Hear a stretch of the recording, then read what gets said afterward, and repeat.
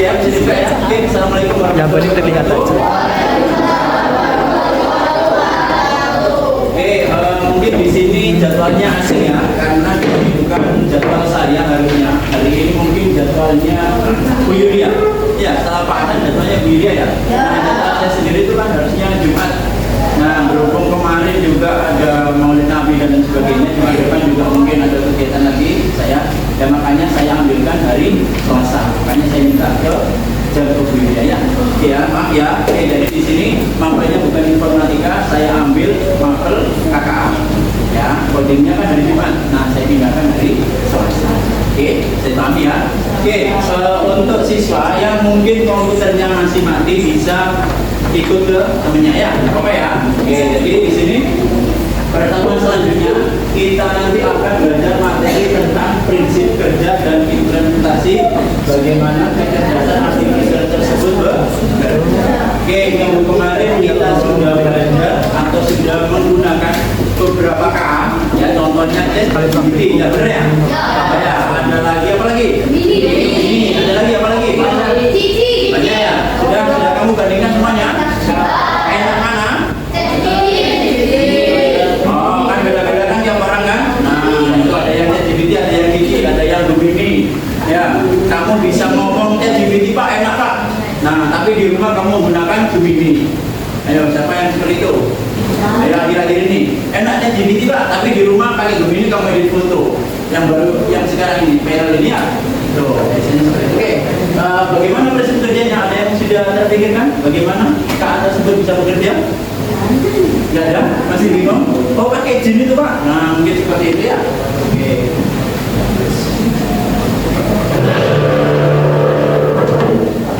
Oke, ini apa yang kalian rasakan setelah menggunakan ChatGPT?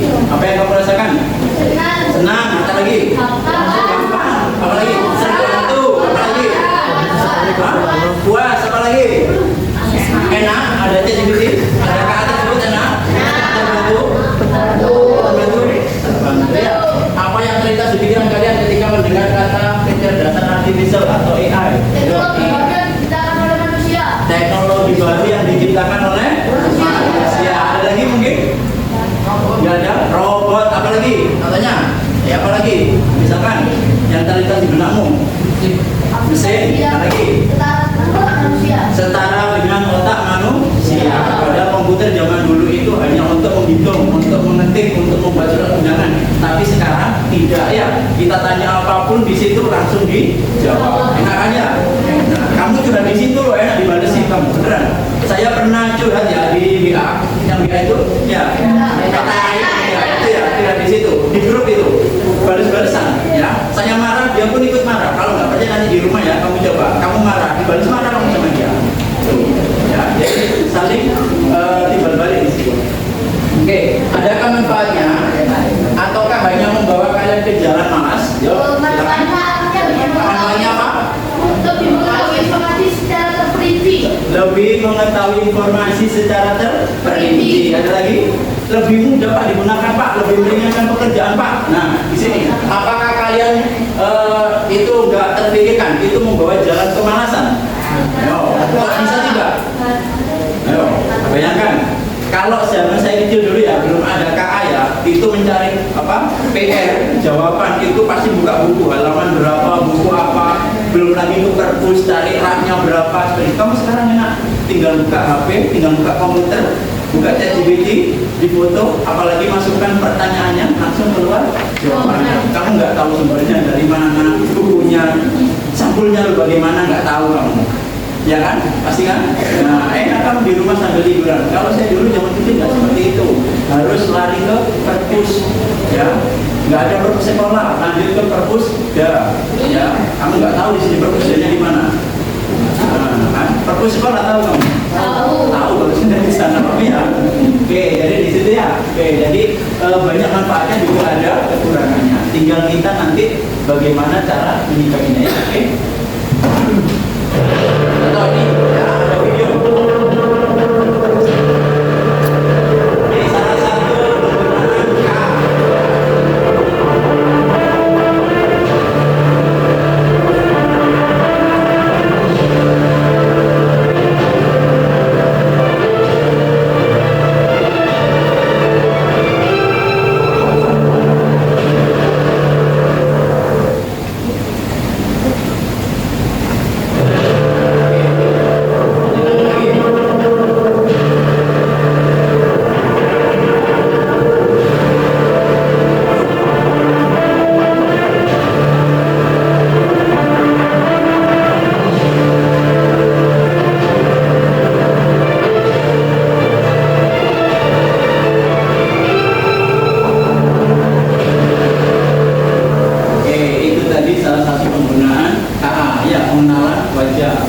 recognize ya. Jadi di situ ada sebuah kantor di mana ada CCTV-nya yang bisa mengetahui, mendeteksi wajah dari pegawainya. Ya, jadi di situ ketika ada pegawainya lewat, nggak usah fingerprint, nggak usah tanda tangan manual, nggak usah, tinggal lewat sudah kelihatan wajahnya masuk. Ya.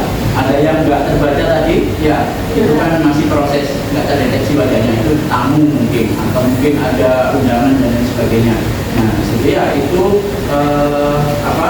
penggunaan dari KA tersebut.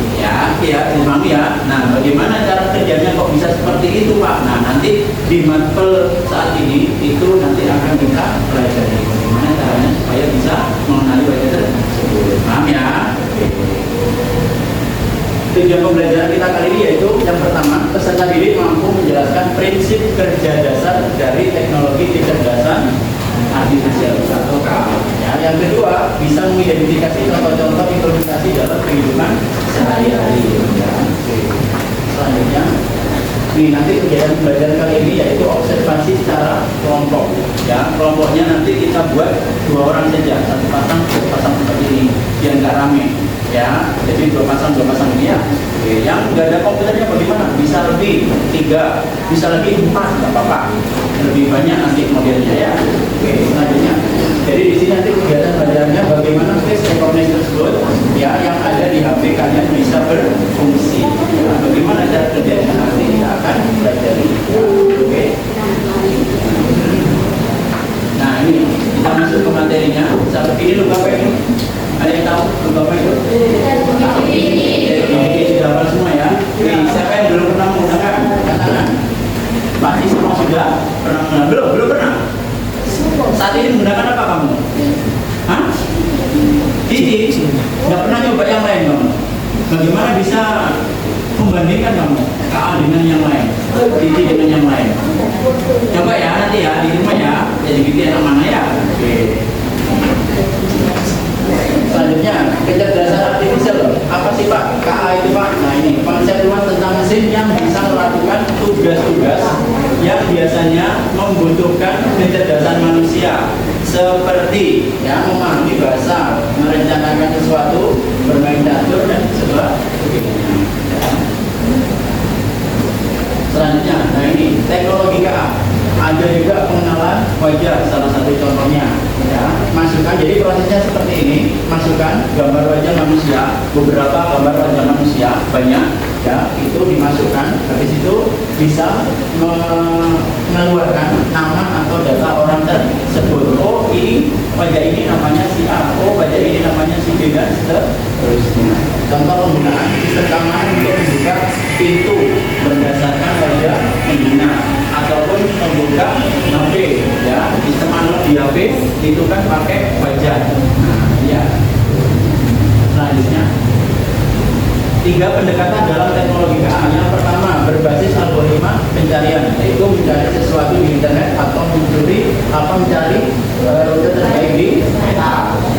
Yang kedua, berbasis pengetahuan eksplisit atau secara jelas. Jadi nanti di situ perintahnya itu sudah jelas, ya. If then, ya.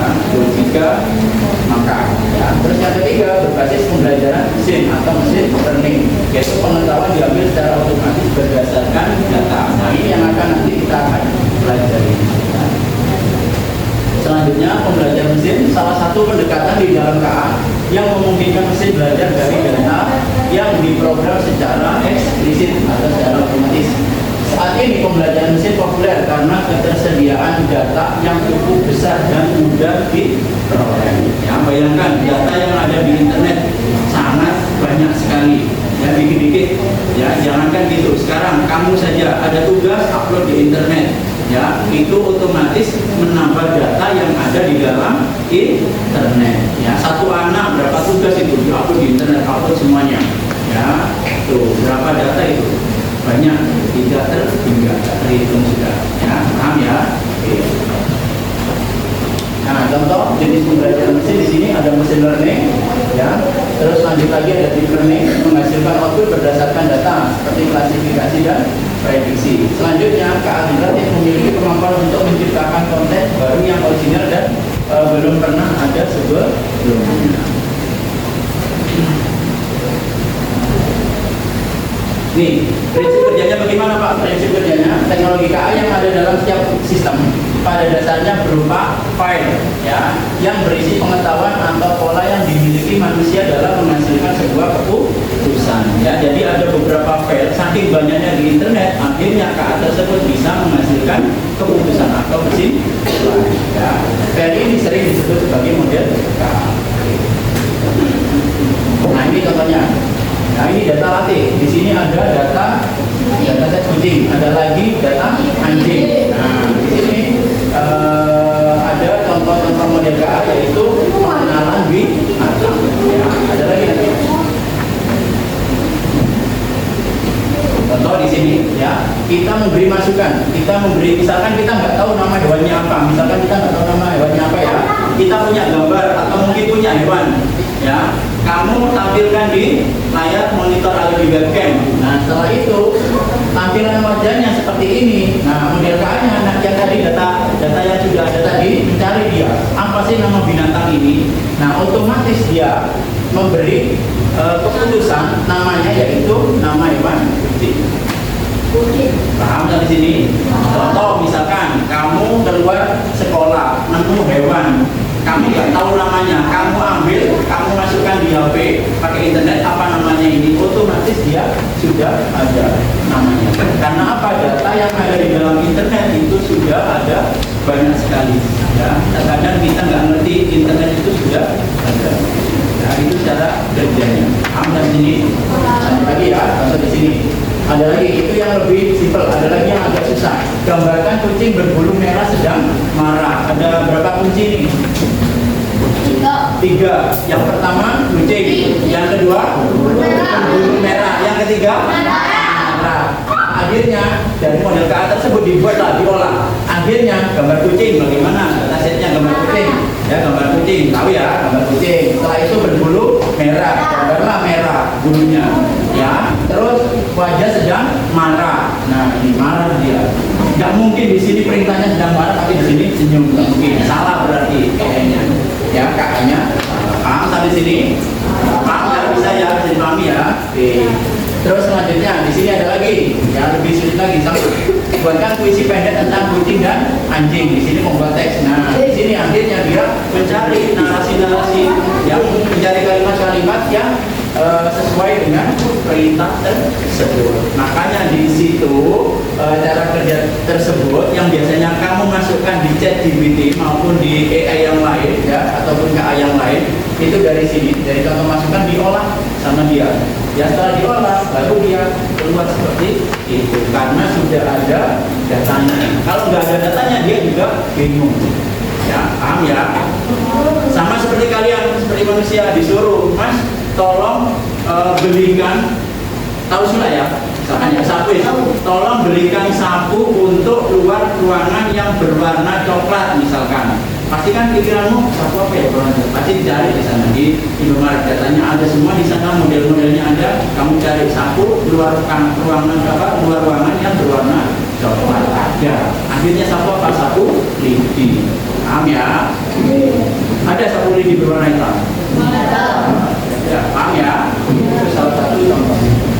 Oke, selanjutnya kita akan belajar praktek ya, bagaimana cara membuat AI atau KA ya, untuk menghasilkan suatu data, dari kumpulan data nanti menghasilkan kesimpulan. Ini apa ya? Kita buka alamat websitenya ini, mobile mesin, coba kamu buka. Ya, di Google Chrome, coba.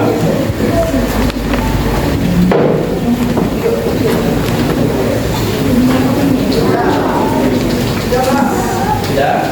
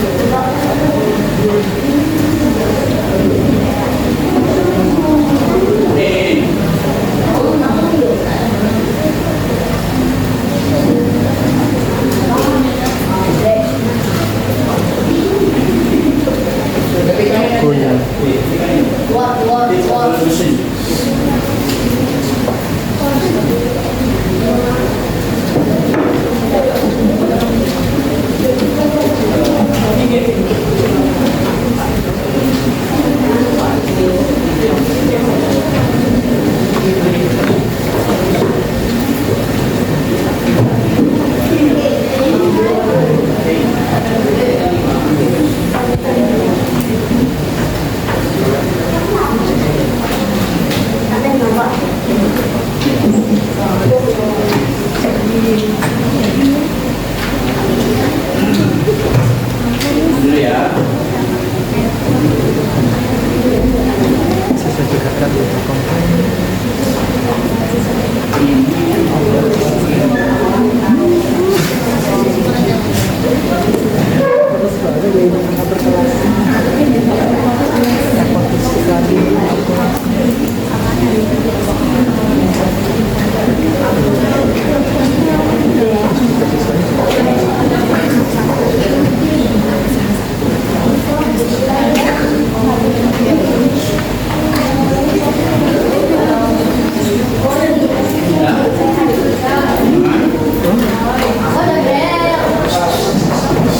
Oke, saya lanjutkan ya. Oke, kalau sudah buka webnya, kamu klik get start.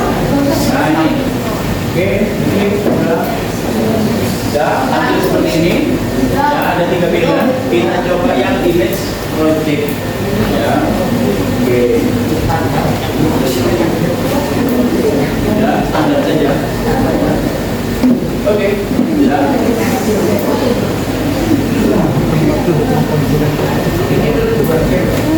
Oke, udah tunggu dulu prosesnya. Ya di sini sudah maksudnya. Oke, di sini nanti kita akan memasukkan data-datanya. Ya, contoh yang tadi yang kita kumpulkan ada data hewan kucing dan data anjing ya, atau hewan-hewan yang lain terserah kalian. Tetapi di situ kita tidak akan memasukkan nama hewan karena nanti fotonya foto kalian. Tidak mungkin. Di situ tulisannya anjing tapi foto kalian. Ya, nggak mungkin kan? Nah, di situ kalian tuliskan nama kalian. Nah, sama teman sebelahnya. Makanya tadi kita akan praktik berkelompok ya. Paham ya? Oke. Coba yang pertama kamu tulis nama kalian, yang kedua teman sebelahnya. Oke. Yang belakang, yang nggak ada webcamnya bisa pindah. Ini pindah ke sini. Bertiga. Ini ya di situ. Nggak apa-apa, itu di situ. Ya itu. Kamu di sini ya bertiga nggak apa-apa. Bertiga nggak apa-apa. Bertiga nggak apa-apa.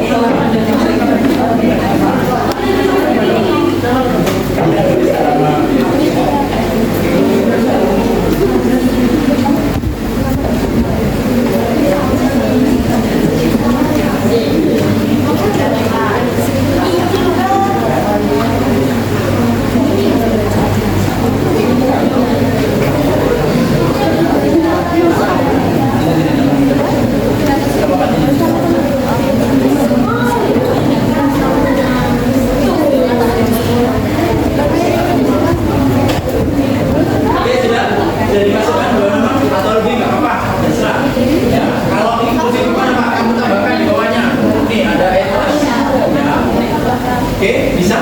Sudah? Iya. Oke, kalau sudah, tadi kan kita masukkan fotonya. Yang pertama ini kan nama saya. Ya, saya masukkan foto saya. Kita gunakan yang webcam. Ya, jangan yang upload. Kalau upload itu berarti sudah ada datanya, sudah ada foto-fotonya. Tapi kan kita belum ada. Nah, oke, kita masukkan. Ya, oke.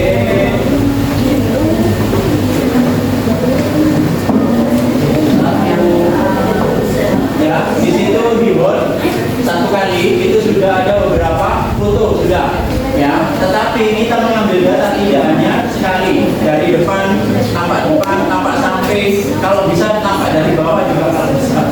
Enggak seperti itu ya. Oke. Dan sampai coba ya. Oke, dan sampai kiri dan sampai kanan, dari belakang terserah kamu. Oke. Sudah, itu data yang pertama. Mana? Sini coba dulu.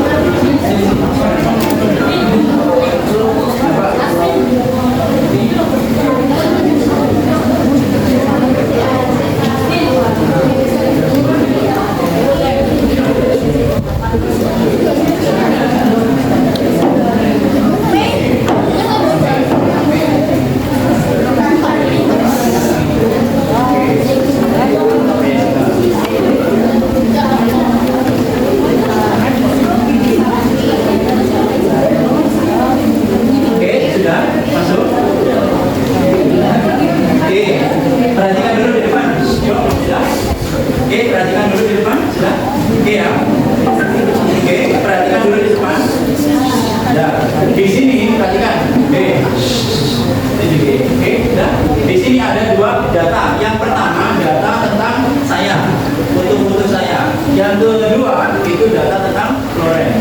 Ya, wajahnya Floren. Ada dua data. Pak, bisa kan lebih Pak? Bisa Pak, bisa. Kamu tambahkan kelas di sini. Ya, ini hanya perbandingan dua saja. Ya, hanya perbandingan dua benda atau dua orang nantinya. Setelah itu diklik rank model. Nah, oke, tunggu proses. Ya.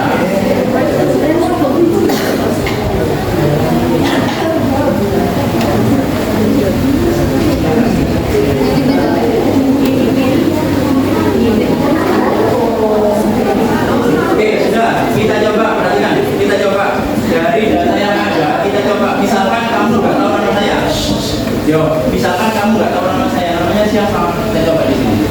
Nah, otomatis dari ke atas tersebut sudah pasti di sini sudah menampilkan siapa ini? 100% namanya. Berarti di situ telepon yang tahu yang apa yang nggak paham ini siapa? Pasti di situ kelihatan. Ya, paham ya. Coba Floren sini Floren. Coba Floren. Berubah nggak dia di situ? Ya, ada. Nah, otomatis dia di situ. Otomatis dia di situ 100% namanya. Oke, paham? Ada yang ingin ditanyakan? Oke, perhatikan. Oke, stop dulu. Ya, setelah ini praktek kalian. Oke, perhatikan. Ya. Kelanjutannya bagaimana? Ini hanya dasarnya saja. Ya, kedepannya seperti kelas kalian yang sudah pernah dibuat, itu dia menciptakan alat, ya, menciptakan alat di mana alat tersebut bisa membedakan mana sampah organik dan mana sampah anorganik. Ya, ada alatnya itu di bawah. Ya, itu di situ dari Eskul Robotika dia menciptakan alat. Ya, dari sini juga sama. Dia di situ bisa menciptakan sampah mana yang organik, mana sampah yang anorganik. Jadi ada botol, saya scan gini, dia langsung memberi keputusan anorganik. Ya, paham ya? Tapi kalau saya kasih daun terserah daun apa, daun tumbuhan. Saya kasih gini, itu otomatis pilihannya jawabannya itu organik. Itu sudah dilaksanakan oleh kakak kelas kalian. Ya, paham ya? Itu kedepannya supaya dasarnya kami sudah paham. Oh, cara kerjanya berarti seperti itu. Berarti kalau ada kesimpulannya sampah organik dan sampah anorganik, berarti datanya tidak hanya satu, datanya ada banyak. Contoh di sini kelasnya organik, berarti sampah yang bisa didaur ulang ya, benar ya? Nah, berarti di sini datanya tidak hanya satu, datanya ada banyak, ada daun, ada apa lagi ya. Yang anorganik juga sama, datanya ada banyak. Paham ya? Ada botol, ada plastik, ada bungkus mie, ada bungkus gigi, difoto semuanya sama dia. Datanya banyak. Oke ya, paham ya? Dan kami, oke, sekarang kamu praktekkan di situ, bisa berkelompok, ya, satu kelompok 2 anak, atau mungkin bisa lebih. Kamu coba, kalau berhasil bilang ya, oke ya. Berhasil? Tenang saja. Ini berhasil. Oh, kan berhasil kan?